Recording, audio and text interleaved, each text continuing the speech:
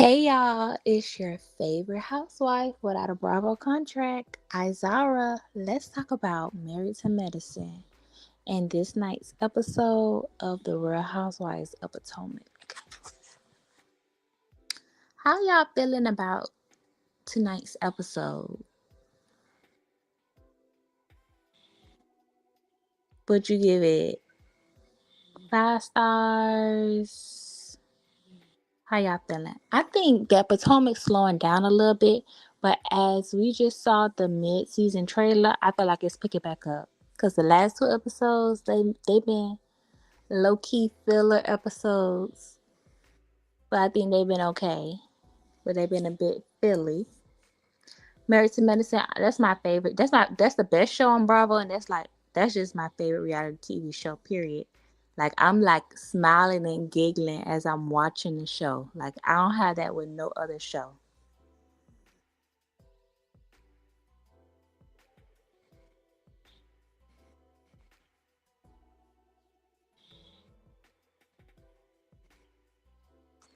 Did you guys see that post that I just posted earlier today around 5? Dr. Heavenly said it might be something going on with her and Dr. Simone. Because Simone said something about Dr. Damon and Watch What Happens Live. I was going to try to watch What Happens Live, but we all know about that.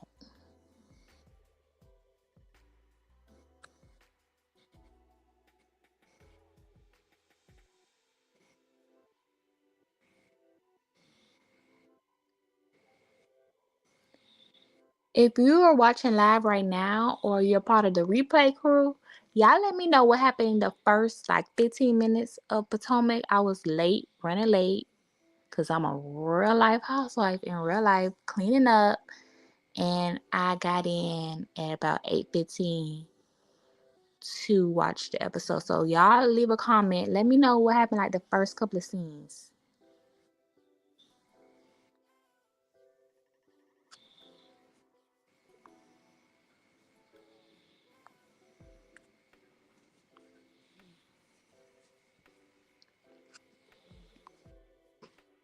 I got in and I was watching when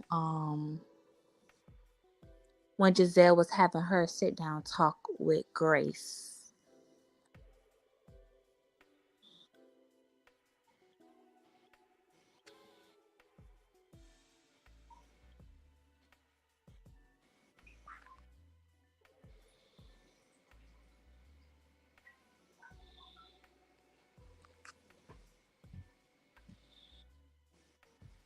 Don't we just love when Giselle's with her kids? Like she like a whole nother person. It's so relatable.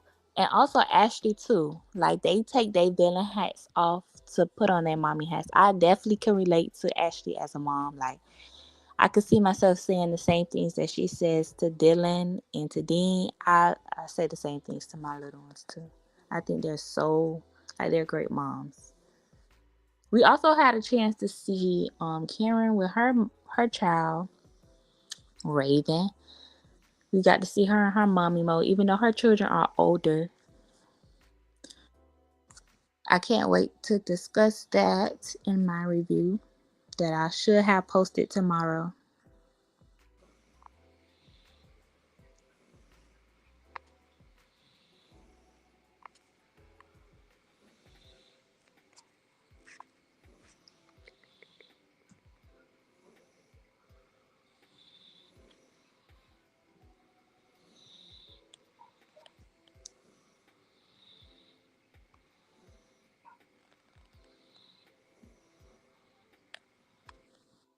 So this week's episode was titled Mediation Nation.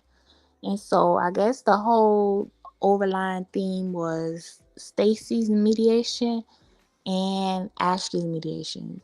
We saw Stacy after her mediation. She's talking about how she happy that the girls kind of nudged her to go and like figure out her finances and take the divorce seriously.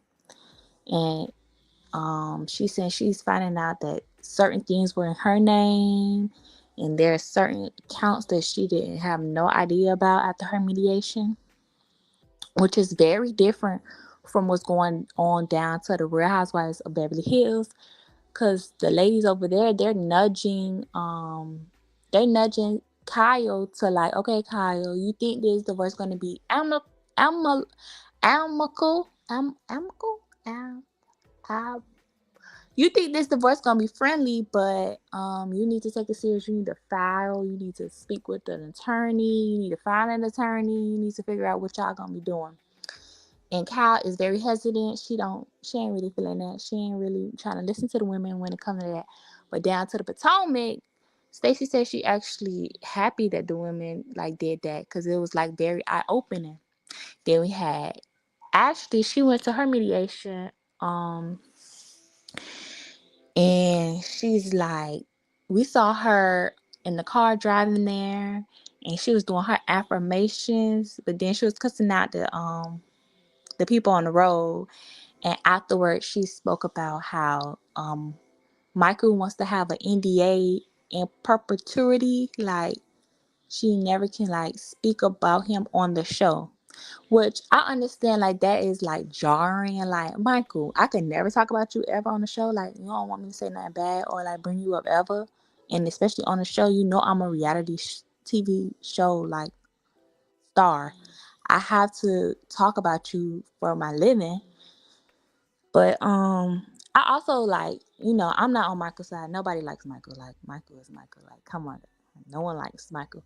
But I do see his side of it. Like you could say anything about me. Like I'm a businessman. You could be talking crap about me on the show. On the flip side, yeah, you are a reality TV show star. Why would I be wanting you to talk about me? So child, but Karen, Karen, she the mastermind. She was like, girl, you got you a little bargaining chip. He don't want you to talk about him. So that means, okay, let me see some alimony. I just wish Karen was more smarter with her own situations, child.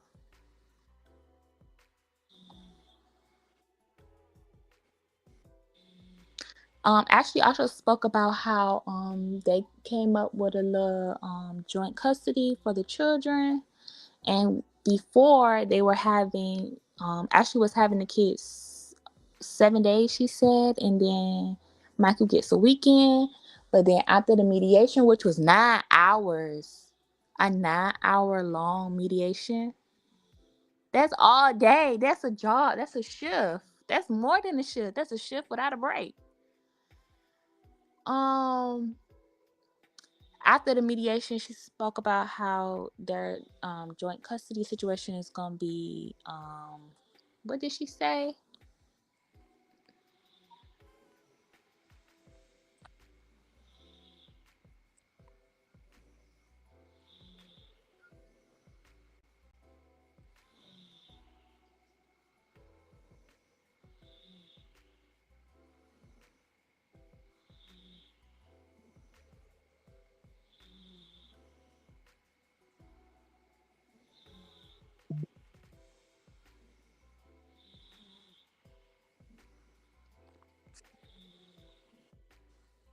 I think she said a week. No, it was. I thought I wrote it down. She said,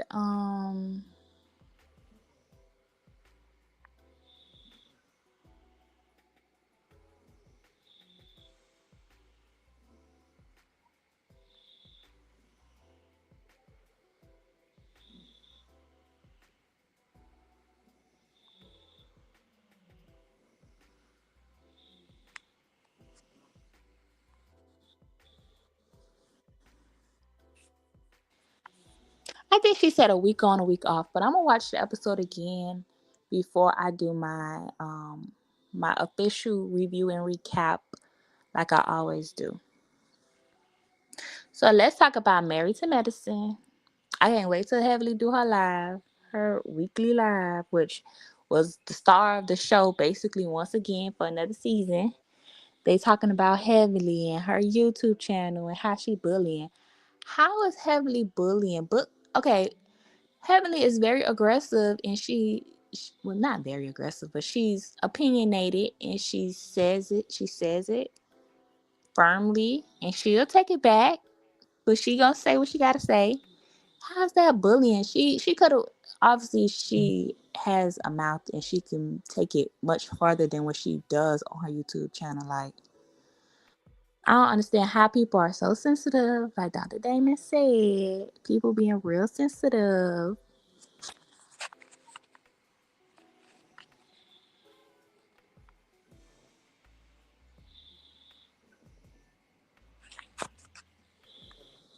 But how y'all felt about this episode? So we had the season premiere, we had Whitney Love Party. Now this episode we have Quad Air handing out invitations, and the theme is burlesque, and we taking it down to Paris from Moulin Rouge. It's just a lot of stuff going on. But how y'all felt about this episode? It was titled Quad Gets Her Groove Back, child. So Stella got a man.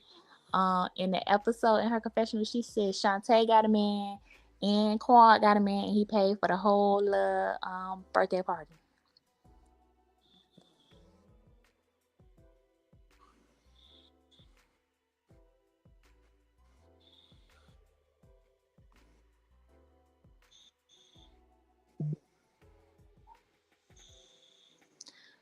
So when I first saw that Quad had a boyfriend, I was thinking he was gonna be so fine and da da da da. I don't know. King is not that good looking to me. Like, but now he growing on me. Now I'm liking King more now. But when I first seen him, I'm like, I don't know. For me personally, I don't like a super like pretty boy, like so groomed, like arched eyebrow look, like very. I like a little gruff, a little rough, a tough look to him. But like I said, King is growing on me. All the ladies were saying that they were surprised that Quad got a man, Quad got a man, Quad got a man. And they was shocked that it was for a year. But you could tell like this was that was a produced scene. Like, at what party do the owner of the club or the venue come up and start talking to the guests? And what world does the owner of the venue goes out during a rented out party, and now we going around talking to the attendees to a party? This you don't know these people, and then you start telling the person who rented out the place to you business. So it was a produced scene. This was just a way to introduce King to the group, and I'm happy that we got a man, we got a nice man who's willing to film, because the men's be scared. They don't be wanting to film. They don't want to be having nothing to do with reality TV. They be like, you ain't finna get me caught up. I got some skeletons. But the women, um after the owner talks and tells all the Quad business, child, then all the women go around saying it, and then we have Quad saying, going up, getting the mic and introducing him to the whole party, and then she goes and individually like, hey, this is King, that's his last name, but we just gonna go ahead and call him King. And this is Heavenly, this is Tessa, blah blah blah, introducing each lady individually. But oh, side note, I loved how Toya just came up to Quan and was like, ain't you mad at everybody for kicking you to the curb, and now you kicking Sweet Tea to the curb? And then Quan in her confessional, she was like, yeah, I didn't invite Sweet Tea because she's married to my ex-husband and they're sharing the home that I once lived in. Like, yes, honey. That's very exact. Even though that's not really part of the question.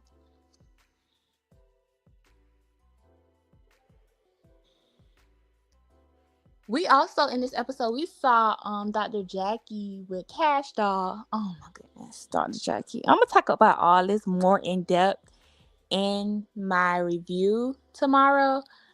I'm just releasing my post show thoughts. Dr. Jackie, why you love controversy so much? And I'ma just take it up with age. Why you like keep finding yourself in this gray area? Cause you just got in trouble for saying that women just be going down to the doctor and trying to get um notes, trying not to go to work and all this and all that.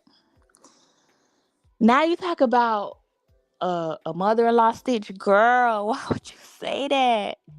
Like I'm a doula, so I understand this, like the whole controversy and the whole like stigma with stitches and most importantly the mother-in-law stitch, because oftentimes women have like horror stories like, yeah, the doctor did this, I did not ask for this, I'm having problems, I'm having complications, I didn't know what was going on, I'm trying to get back into the swing of things postpartumly, and I'm having pain, I'm having this the blah blah blah blah blah, and then you bringing it up like, girl. And then she said something else in the episode that I'm like, oh my god. Oh, when she was like, oh, how old is Quad turning? 43. Oh, 43. That's 7 year completion. Like that is such like a old person thing to do. Like putting numbers together. Like I see like old people, like I don't know what it is about back in the day in numerology, numerology, whatever. And old people just love like doing running numbers, like doing numbers in their head. But I still love Dr. Jackie Child.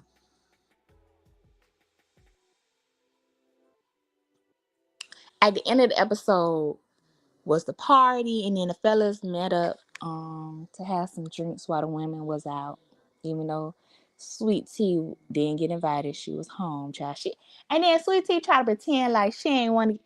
Girl, you wanted to go to the party, child. We don't know what you would have wore, but I know you wanted to go to that party. And y'all saw Dr. Heavenly. She had the body out, had the cutouts out. I was like, okay. Dr. Damon saw what you had on before you left, honey. But she was cute. She looked good. She looked better than last season when she had on that dress falling behind Phaedra. She looked better this time. But the men were out having drinks, and Dr. Damon and Dr. Gregory got into it a little bit about their wives, child. Dr. Heavenly's YouTube causing trouble, drama.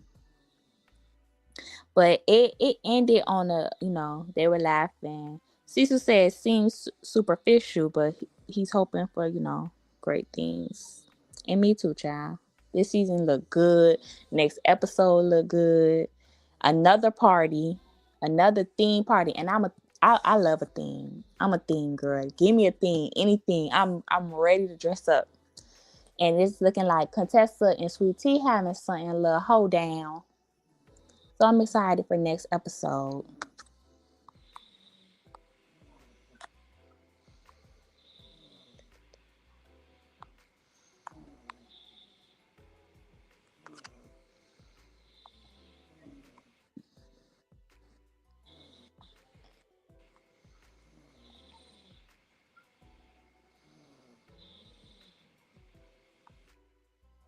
All right, honeys.